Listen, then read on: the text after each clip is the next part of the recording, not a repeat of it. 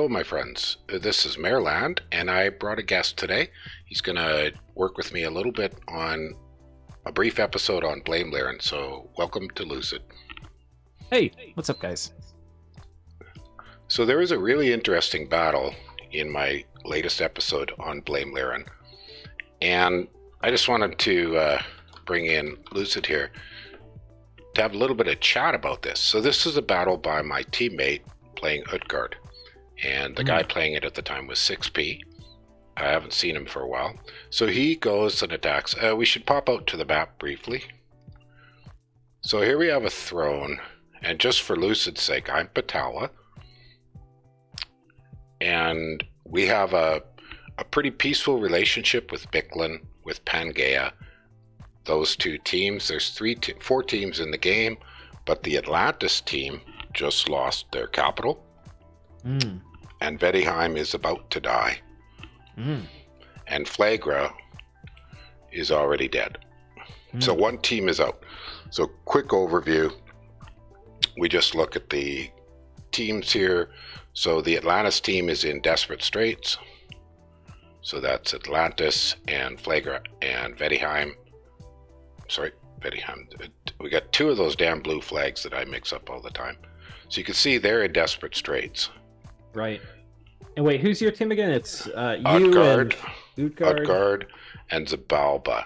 Now, this game, the administrator didn't know about clustered starts, so he started it without them. And that's part of the reason things went bad for Flagra. Flagra started down here unsupported. Right. Sandwiched between Midgard and up here we've got Gath. Yeah. So, and then Atlantis, also got started with not a lot of support. Vedi and Atlantis probably could have done a little better support for each other, but they didn't particularly. So that team is almost out of the game, but we have NEPs, non-aggression pacts, with the other two teams and negotiated borders. So the interesting tidbit here that I was curious on your views was Utgard made an attempt on this throne, which was neutral last turn. So the first battle here is Utgard goes and whacks away on the independents. So you can see he's doing a pretty serious. Is this live, by the way? Like, is this your current turn of the game? Or are you? Oh gosh, no. This is a year ago. Okay. Yeah, no, we're not sharing anything critical. I just want that to be in my mind if I'm sharing advice. Like, oh, you could do this or this. It's like, yeah. No, this is long dead. I just was curious to, have your kind of viewpoint on this battle. Yeah. So, if you could see here, I thought this was pretty good setup for Utgard. Pretty good setup. He's got Gamherdings back here. But they are, but it turns out okay for him. Now, against these independents, this stuff's pretty darn slow. Yeah. Combat speed 7. Lizard Warrior's a little bit faster, but he's definitely got some time. I probably would have put some line of something kind of in this middle zone. But if we kind of watch this play through, so he's put up a nice little communion. So 3 masters, 4 slaves. Very solid. And he's got this little bait squad up front. And here comes the shenanigans. So these guys are Yamabushis, but noblesse. And the commander back here, nothing too stunning. Pretty bare bones. So this wasn't a very dangerous throne at all. Sure. We can speed this up a bit. So he gets enough Skelly Span up here early enough, and the Gamherdings come up early enough to basically keep his central communion safe. And he chops the crocodiles up with hardly any trouble. He chops the Yamabushis up with hardly any trouble. And what's that bless again? I know it had charged body in it or something, you were telling me. What's that? Oh, the bless. Oh, God, yes. Taking a cripple bless or something. Well, a handicap. I can't quite see it on my screen. It's not showing up too well. Shock resist 15. Cold resist 5. Defense skill 2. Undying and charged bodies. Okay. Now, the Pretender's not out in the game yet. I could look it up, but I don't think it's too critical. Yeah, I'm not the pretender. I'm a disciple with Okay. Patala. But the whole idea was, oh, what did we have to buy? Air 9, I think, to pay for this, or Air 8. Mm. Yeah. And they picked one of the high air chassis. It had water and death, so air, water, death. Okay.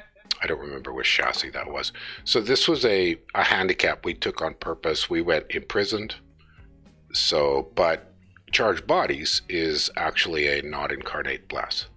Right. So we had this bless right from the beginning. Cool. Yeah. But as you mentioned, it does not seem to trigger very well because they've actually got to take damage.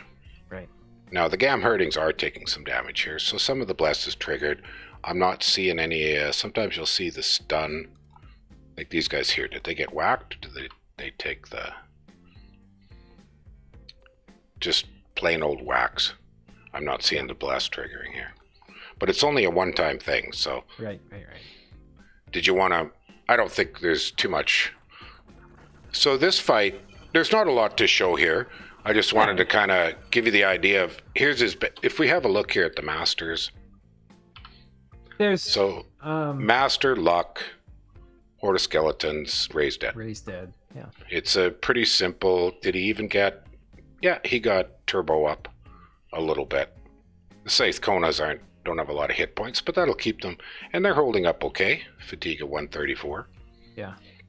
So it's basically a lightweight turbo communion. It's not the heavy duty where you're using Scratty slaves. Right.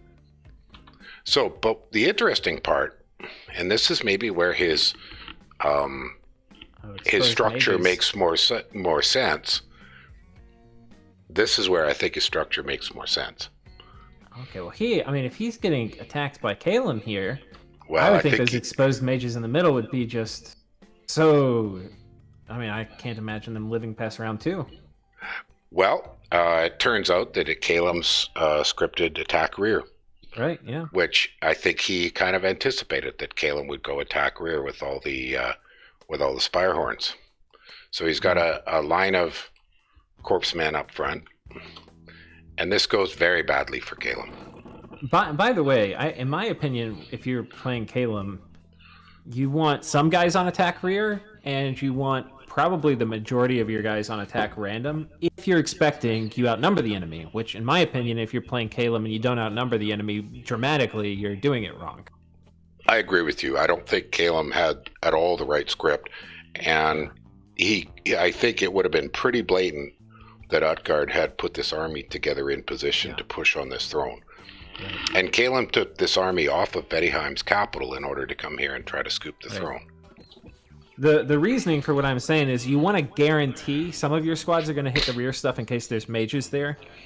But the attack random is going to probably do the best job at just spreading your guys out over as much of the enemy kind of formation as you can, which you want to do. Like, we'll see what happens when they land, but keep going. Well, but you probably end up having a lot of them that aren't doing anything. They're just sitting there. I think the setup I would have used is these Gam Herdings in the back rear. I would have put in this area and maybe a third squad in front, and then spread the crossbows in a line behind the Magi. Something along those lines. Yeah. But this turns out quite well. Yeah. Yeah. And there you go. See, this is the problem. This is why you don't do what he did. He has everybody on attack rear. They all go to some squad in the back. 90% of them aren't doing anything. That's right, because the vulnerable point in this battle. Now, to be fair, Kalem would not have seen this before it happened, this formation. Yeah. If he'd have seen it...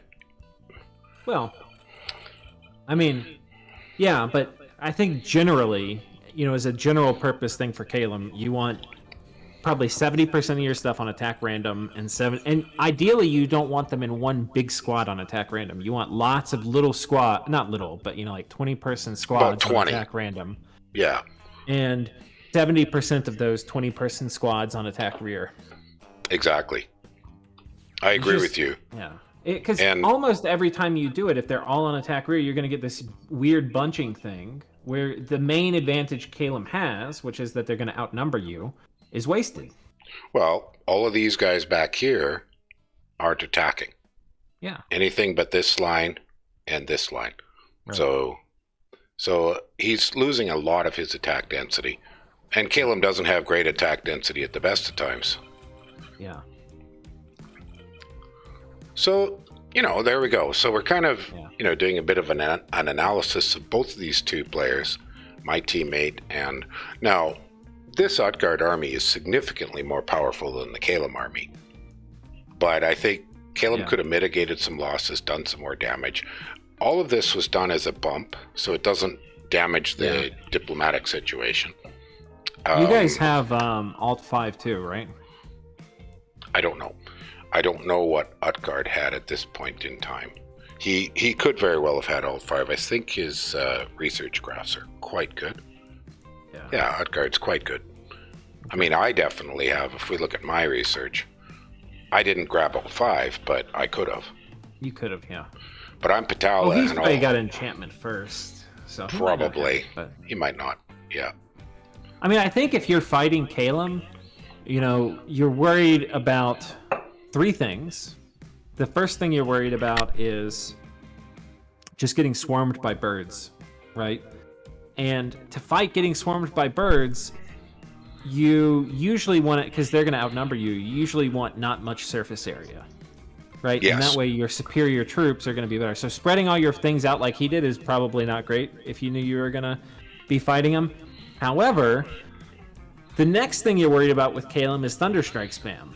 And if you bunch up too much, then Caleb will knock you with the Thunderstrike spam hammer.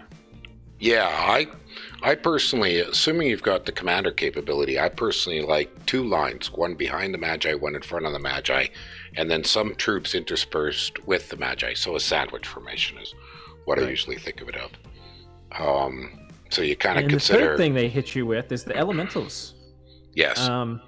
And the elementals are going to be kind of weird, because if you know you're going to be fighting elementals, and not really a lot of Thunderstrike, you probably want to group up.